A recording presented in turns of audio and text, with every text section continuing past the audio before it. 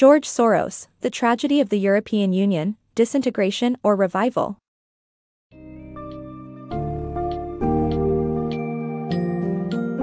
Get ready to delve into The Tragedy of the European Union, Disintegration or Revival, by George Soros, which offers a critical look at the state of the European Union (EU) and its potential future trajectories.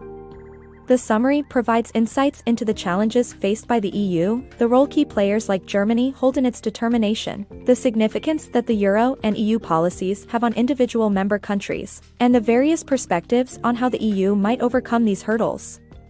With focus on politics, economics, and history, this summary will guide you through a comprehensive understanding of the interplay between these factors and help you grasp the complexities surrounding the future of the European Union.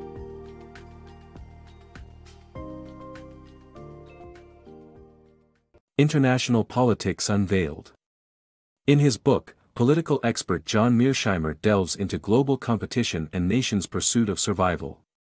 Offering a timely update to his 2001 work, Mearsheimer exposes the harsh realities of international politics with precision and insight. The realities of global politics. In a world with no guaranteed security, great powers focus on survival through hegemony in strong militaries. Realism contradicts American optimism and moralism. The pursuit of power is crucial for survival, and the more power a nation has, the greater the impact of any power grab. Achieving regional hegemony. The book explores the idea of regional hegemony and why certain countries have failed or succeeded in achieving it. The United States, due to its constraints by the Atlantic and Pacific Oceans, is a regional hegemon. However, Japan, Germany, and Napoleonic France failed in their attempts to become regional hegemons. Regional hegemons try to subdue strong states in other regions, as the more powerful a state is, the more it inspires trepidation in its rivals. Bipolar systems maintain balance while multipolar systems have unequal distribution of power, which increases the probability of war when one state has the power to become a hegemon. International power dynamics. The book highlights that cooperation between nations is only possible if each country's self-interest is served. Military strength, coupled with population and wealth, contributes significantly to a country's power. States have two types of power, latent power and military power. The strongest states possess the strongest ground armies. Countries separated by large bodies of water are less vulnerable to attacks than others. History shows that airborne tactics, such as strategic bombing, rarely force an enemy to surrender. The book draws a parallel between money in economics and power in international relations. Great Britain's success story in warding off invasions for over 400 years proves that military might is crucial in protecting a country's sovereignty. Conversely, Russia and France faced numerous invasions due to their vulnerable geography. The book indicates that a balance of power depends on the armed strength of each country, which means the quest for power is at the forefront of international politics. Nuclear superiority.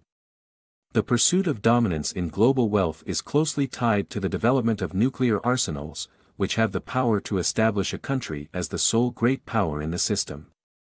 Achieving a nuclear monopoly or possessing a stronger defensive capability against a nuclear attack are key strategies to achieving nuclear superiority. Former U.S. Secretary of Defense Robert McNamara argued that nuclear weapons only have value as deterrents.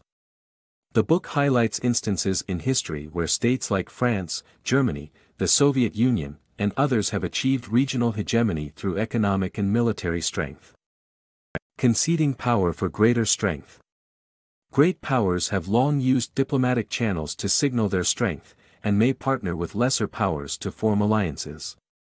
In some cases, conceding power to a dangerous adversary for a short time can be a wise strategy to mobilize resources needed to contain the threat. Conceding power may also allow for the increase of another nation's power to better stand against a mutual adversary. The United States and the Soviet Union both used these tactics during the Cold War. However, it's important to note that conceding power to an adversary can be dangerous and should only be done under certain circumstances. The conceder must have a plan in place to become stronger before the adversary becomes too powerful. In the end, it may lead to a greater balance of power and a stronger position for the conceder. Balancing China's hegemony. China's rise to global power will cause regional powers to join the US in a balancing coalition. The US will benefit from a Chinese economic slowdown. Taiwan might join the coalition, sparking security tensions with China.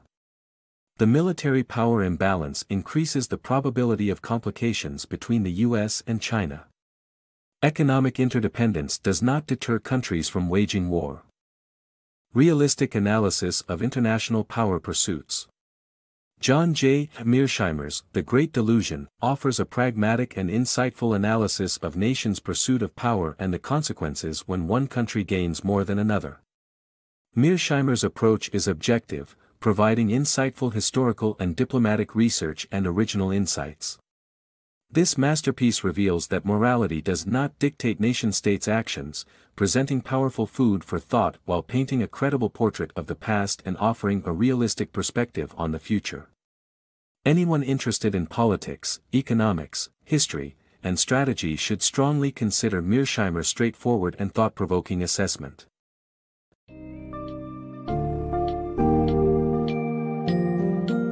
In conclusion, The Tragedy of the European Union, Disintegration or Revival highlights the myriad challenges faced by the EU while presenting options for its possible transformation or demise.